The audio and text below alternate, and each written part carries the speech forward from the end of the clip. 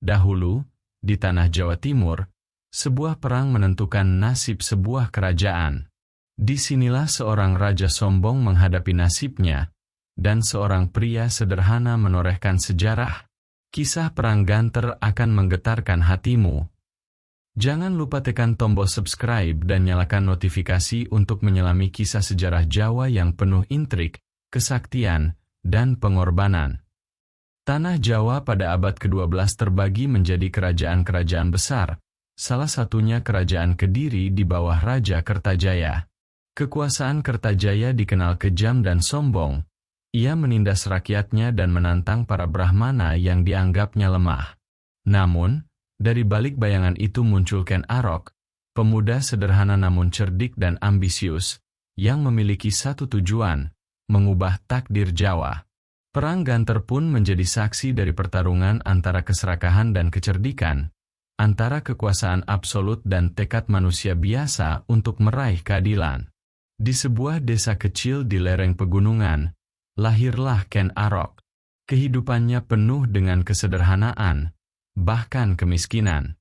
Sejak kecil ia menyaksikan penderitaan rakyat akibat kesewenang-wenangan Raja Kertajaya.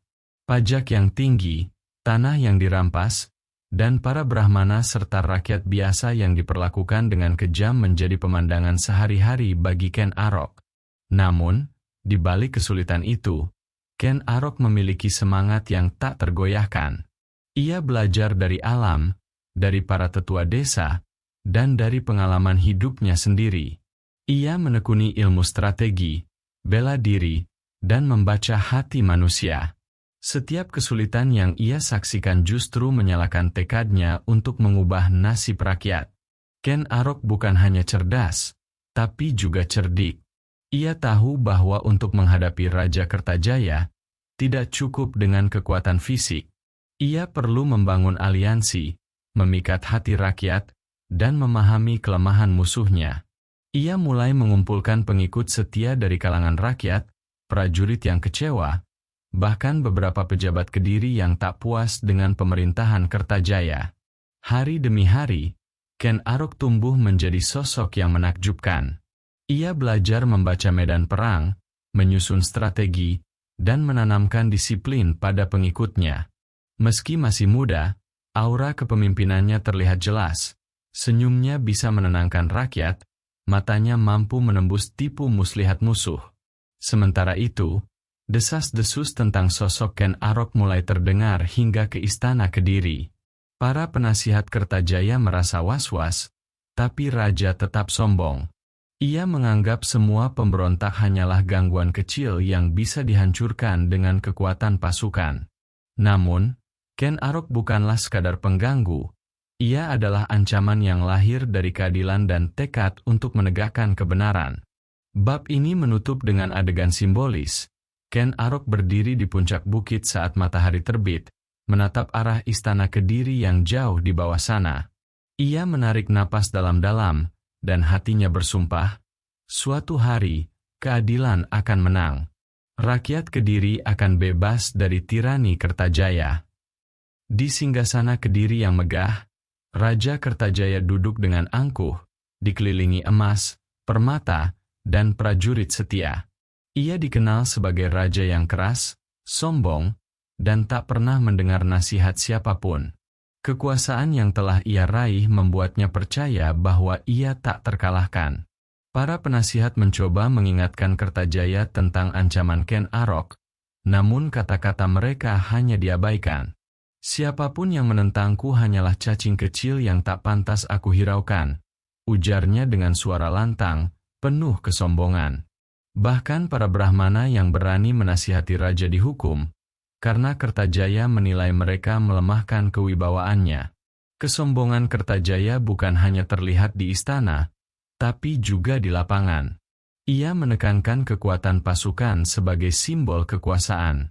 Prajuritnya dilatih untuk menaklukkan musuh dengan kekerasan, tanpa peduli apakah rakyat menderita.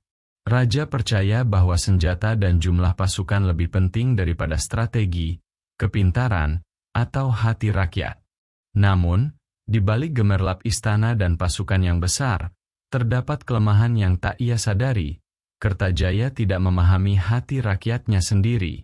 Mereka yang menekannya dengan pajak dan kekerasan kini diam-diam bersimpati pada Ken Arok, yang hadir sebagai harapan baru.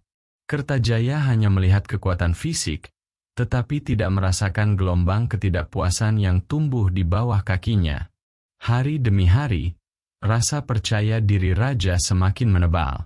Ia menganggap Ken Arok hanyalah pemuda tak dikenal yang ingin mencari ketenaran.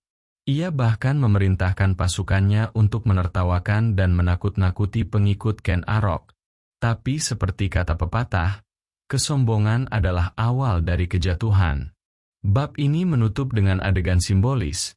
Kertajaya berdiri di balkon istana, memandang wilayahnya dengan angkuh, tidak menyadari bayangan Ken Arok yang diam-diam mengintai dari lembah jauh. Angin membawa bisik-bisik perubahan yang akan segera mengguncang Kediri. Dataran Ganter menjadi saksi bisu dari pertarungan yang akan mengubah sejarah Jawa. Pagi itu, kabut tipis menutupi lembah, sementara pasukan Kediri dan pasukan Ken Arok bersiap menghadapi satu sama lain. Suasana tegang, seolah bumi pun menahan napas menunggu peperangan dimulai. Ken Arok, yang kini dikenal sebagai pemimpin cerdik dan bijak, mengatur barisan pasukannya dengan disiplin. Ia menempatkan prajuritnya di posisi strategis, menyiapkan jebakan, dan memberi instruksi dengan suara tegas namun penuh motivasi. Setiap langkahnya memperlihatkan bahwa kemenangan bukan hanya soal kekuatan, tapi kecerdikan dan keberanian. Di sisi lain, pasukan Kertajaya mengaum seperti singa, dipimpin raja sendiri yang menunggang kuda perak. Mereka percaya bahwa jumlah dan kekuatan akan memecah pertahanan lawan. Namun, kesombongan Kertajaya membuatnya lengah terhadap strategi licik Ken Arok. Pertempuran pun dimulai. Suara genderang perang menggema, panah melesat, dan pedang bertemu pedang dengan gemuruh yang menggetarkan bumi. Ken Arok menggunakan taktik serangan mendadak. Sebagian pasukannya menyerang dari sisi bukit yang tidak terduga, sementara pasukan inti menghadapi serangan langsung. Kejutan ini membuat pasukan Kediri panik, meski jumlah mereka jauh lebih besar. Ken Arok sendiri turun ke medan perang, memimpin pasukannya dari garis depan. Ia tidak hanya menjadi komandan, tapi juga simbol harapan bagi rakyat yang menonton dari kejauhan. Setiap gerakannya penuh perhitungan. Setiap keputusan di medan tempur menunjukkan kecerdasannya dalam membaca medan perang dan mental musuh. Pertempuran di Ganter bukan hanya soal kekuatan fisik, tapi juga strategi, kecerdikan, dan keberanian. Pasukan Kediri mulai goyah, moral mereka menurun karena tak mampu menembus pertahanan Ken Arok. Raja Kertajaya, yang menyaksikan kekacauan ini, mulai merasa gelisah. Untuk pertama kalinya, kesombongannya diuji secara langsung oleh manusia biasa yang penuh tekad. Bab ini ditutup dengan adegan dramatis. Ken Arok menatap ke arah pasukan Kertajaya yang mulai retak. Angin membawa bau pertempuran dan suara teriakan perang. Ia tahu, kemenangan belum di tangan, tapi kemenangan moral dan strategi sudah mulai berpihak padanya. Pertempuran di dataran Ganter telah memuncak. Pasukan Kediri yang semula gagah mulai tercerai-berai. Sedangkan pasukan Ken Arok semakin solid dan termotivasi. Di tengah kekacauan itu, Kertajaya, penuh kesombongan namun mulai merasakan kepanikan, memutuskan untuk turun sendiri menghadapi Ken Arok. Duel antara raja sombong dan pemuda cerdik itu menjadi pusat perhatian di medan perang. Kertajaya, dengan pedang dan kekuatan pasukannya, mencoba menundukkan Ken Arok secara fisik. Namun, Ken Arok tidak hanya mengandalkan kekuatan, tetapi strategi, kelincahan, dan ketenangan hati. Setiap serangan Kertajaya dibalas dengan taktik yang membuatnya semakin kelelahan. Kesombongan Kertajaya menjadi kelemahannya sendiri. Ia terlena dengan kepercayaan bahwa siapapun tidak akan menandinginya. Ken Arok, sebaliknya, menahan diri, membaca gerakan lawan, dan memanfaatkan celah terkecil untuk menekan. Dengan satu gerakan cerdik, Ken Arok berhasil membuat pedang Kertajaya terlepas, sementara raja mulai kehilangan keseimbangan. Di saat yang menentukan, Ken Arok menahan serangan terakhir Kertajaya dengan tangan kosong, simbol bahwa kemenangan tidak hanya dari senjata, tapi dari kecerdikan dan keberanian hati. Raja Kediri jatuh dari kudanya, dikelilingi kekacauan pasukannya yang hancur. Rakyat yang menonton dari jauh bersorak, melihat bahwa tirani yang menindas telah tumbang. Adegan ini juga menampilkan sisi kemanusiaan Ken Arok. Ia tidak mengeksekusi Kertajaya dengan kejam. Ia menundukkan raja, menatapnya dengan tegas namun penuh rasa hormat, memberi pesan bahwa keadilan lebih besar dari dendam. Kekuasaan Kertajaya kini runtuh, dan rakyat merasakan kebebasan yang pertama kali sejak lama. Bab ini ditutup dengan simbolisme yang kuat. Matahari sore memancar di dataran Ganter, menyinari Ken Arok yang berdiri di tengah medan perang, dengan bayangan raja yang jatuh di tanah, menandai akhir era Kediri dan awal lahirnya Singhasari. Dengan kemenangan di Perang Ganter, Ken Arok berdiri sebagai pemimpin baru. Kerajaan Kediri yang pernah sombong dan menindas kini digantikan oleh Singhasari, kerajaan yang lahir dari kecerdikan, keberanian, dan tekad seorang pemuda yang ingin menegakkan keadilan. Ken Arok tidak hanya dikenal karena kemenangan militernya, tetapi juga karena kebijaksanaannya. Ia membangun pemerintahan yang adil, mendengarkan rakyat, dan menegakkan hukum tanpa diskriminasi. Rakyat yang dulunya tertindas kini merasakan kebebasan, bekerja di tanah mereka sendiri, dan menjalani hidup dengan damai. Singhasari menjadi simbol perubahan, dari tirani menuju keadilan, dari kesombongan menuju kebijaksanaan.